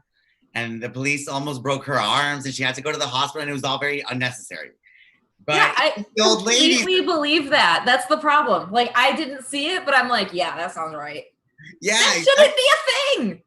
Yeah, like, wow. I should, in theory, be able to go, oh my God, I never. But no, that's not my reaction. My reaction is, of course that happened. Which is why wouldn't it? Rundle's so disappointing, because she has allowed the police to operate carte blanche in Miami. Oh, not just the police, the prison systems as well. There were some prison guards that literally boiled a man alive. And she just let it go like it didn't happen. Yeah. So, which is why we need to actually vote. Like, it is enough to just say that you're for something or against something on Instagram or Facebook. But unless you actually cast that ballot, it doesn't fucking matter. What do you want to say to people who haven't registered to vote, who can vote? Where can they do it? Oh, okay. So my thing to say to them is, what's taking us so long? But if you want to, oh my gosh, there are so many ways to register to vote. There are so many nonprofits that will just link you straight to there. If you live in Florida, register to vote florida.gov. Or wherever you live in the country, go to your elections committee in your county. They are going to have the forms that you need to register to vote and to register to vote by mail. Perfect. Which I hope they're gonna allow. Huh? What's going on with the voting by mail? Are the Republicans gonna allow that?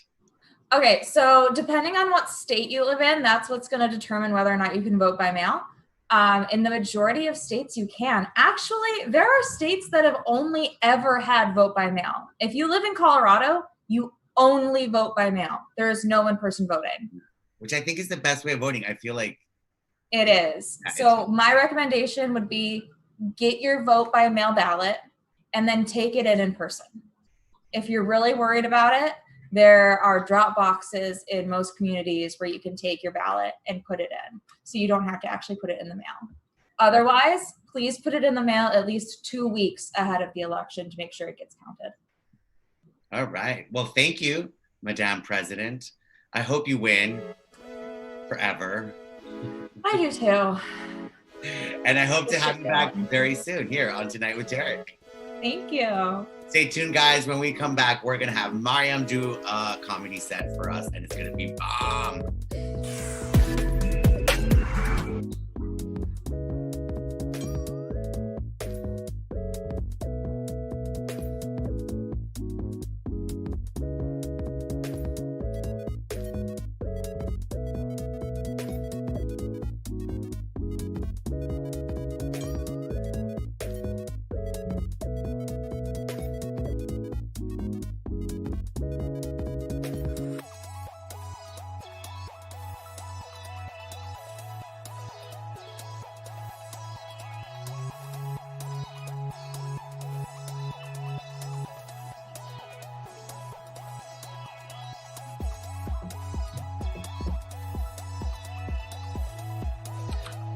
Hello and welcome back to Tonight with Tarek. We are on our final phase, and of course, we have a very special guest with us.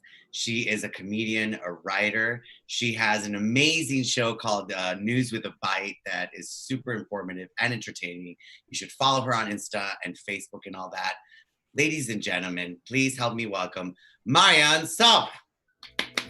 Hey, thank you so much. Oh my gosh, it's so awesome to be in Miami by way of my teleportation system here in my house. So thank you so much, Tarek, for having me on your show. I do have to say thank you to my husband for giving me permission to be here. I don't know what it is about him, but people always want to know what he thinks about the things that I do in my life. BC before Corona. I was at work and I was talking to my coworker Tina, and I was like, "Oh, I'm thinking about buying some new furniture." And she just looked at me, freaked out, like, "Oh my gosh, Mary, did you run that by your husband? Did you get his permission? Is he okay with that?" And I just looked at her. I was like, "Well, Tina, did you run it by your husband before you cheated on him?" You got to put people in their place sometimes. But something that I noticed about quarantine lately is that white people have become super friendly. The other day I was on a social distance walk and this lady was waving at me from across the sidewalk. And I was like, oh, is that you, Betty Sue? Oh, you're not scared of me anymore. Oh, that's right. Because we all look alike, right? We're all out here rocking the face veil. Speaking of the face veil, Victoria's Secret has come up with their own business plan to make money off of it. And I think it's cultural appropriation. They're selling face masks now. Face veils, face masks.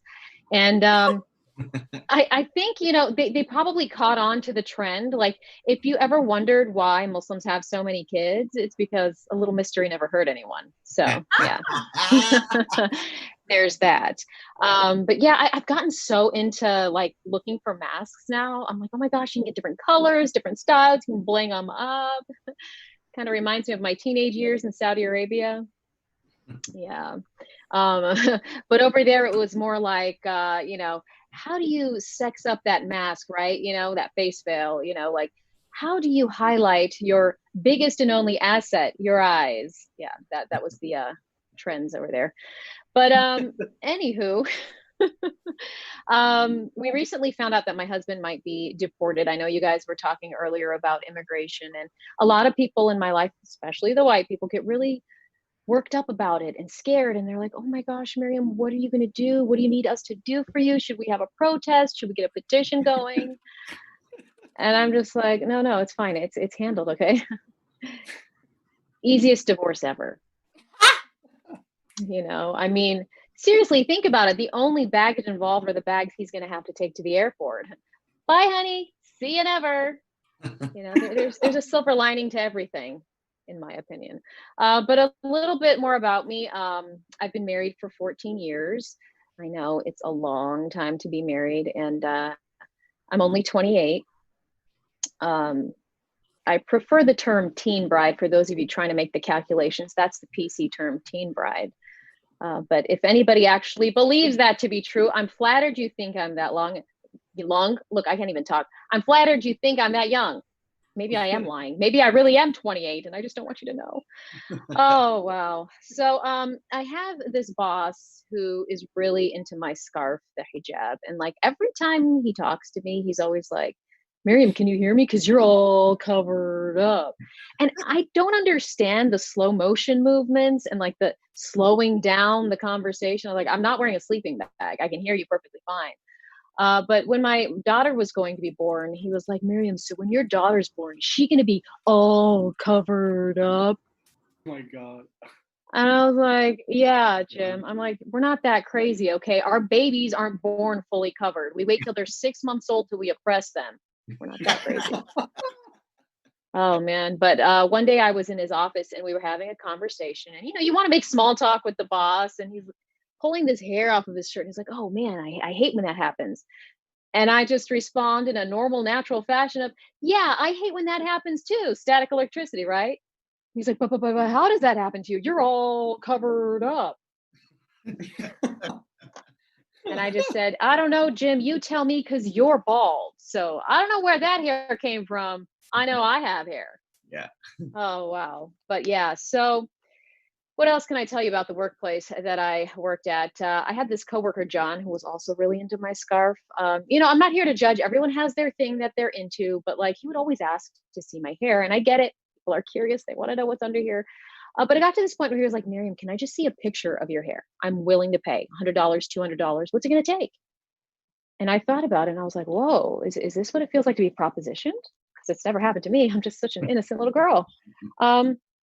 So I came up with a solution. I photoshopped my face onto Ariana Grande's body and I emailed it to him. And It was the fastest cash I ever made. I'm not going to lie. The good thing is that he left me alone after that. But unfortunately, I found out he was harassing other covered up Muslim women in the city because apparently he thinks we're all celebrity lookalikes underneath. Yeah, which we are. Okay, you'll never know though because we're all covered up. Oh man, but yeah, as I said, maybe John's into some things, and that's his thing. He likes covered women. Who am I to judge? But it made me start to think, when John is in church and a nun walks by, is he like, "Hey sister, how much for a peek underneath?" Is that his go-to? Oh wow. So I have a public service announcement I like to call "How to Tell If You're Racist." Every time you talk to me and ask me how my husband is, my husband Mohammed, okay, his name is Abdullah. You've known me for over a decade. Not all Muslims are named Mohammed. Fun fact, I'll go to my kids' school and people will always be calling me like, "Hey, Mrs. Mohammed, Mrs. Mohammed." I'm like, "Who are you talking to?" "I'm Mrs. Soap." Like, I don't know any Mohammeds around here. The kids even come up to me and they're like, "Are you Mohammed's mom?" And I'm just like, I'm not the mother of all Muslim children here. And, I only had 2 kids. It's called birth control. So calm down. Oh, wow. But yeah, so one day I was in Target with my kids and we were walking around in the aisles and there was a older white woman following us around with a big smile on her face. And my history with white people, I'm half white. Okay, so calm down. My history with white people is like, they want to come up and say something to me that is usually really weird. And she came up and she was like, "Excuse me, ma'am, I just wanted to commend you on your English. Where did you learn to speak like that?" And I just turned to her and I was like, "Why, thank you, ma'am, for noticing. I've been working on my accent to sound like the big city folks." Oh. Maybe I should just adopt a Southern accent for good now. But anyhow, I was crossing the street in my neighborhood one afternoon, and as I was crossing the street, this guy muttered under his breath, "ISIS." And I just turned to him and I said, "Allah."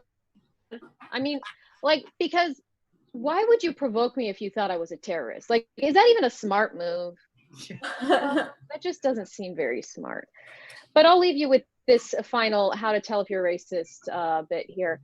I was walking in downtown Chicago. We have a big hospital, and I was walking past it one morning, and there was an older couple sitting on a bench, and they were motioning for me to come over, and their English wasn't very good, and so I didn't really understand what they were trying to tell me. They were just like, "Thank you, thank you, thank you," and I was like, Thank me for what?" And then the older gentleman got up and gave me a big hug, and this is pre-corona, so it was okay. And I was just like, what's going on? What are you thanking me for? He then turns and pulls his pant leg up to show me a row of stitches. Apparently, they thought I was his Muslim doctor. In that case, we'll let it slide. You're welcome. I can play a doctor. And I'm Miriam. So thank you so much for the time on this show, Tarek. I really appreciate being on here. You're doing an awesome show. Tell everyone where they can follow you and what you're working on, other than News with a Bite. Yeah, News with a Bite, sketches, comedy stuff, whatever pops in my head. I like to put it out there. So you can just look up my name on Facebook and Instagram, and yeah. Perfect. Thank you so much for being here. Thank you. It's a great set. Thank you, Al and Al. Well, no, now she's Madame Al. Thank you, Peter, and thank you, Villain Theater, and thank you, everyone at home watching. We'll see you next month. Good night.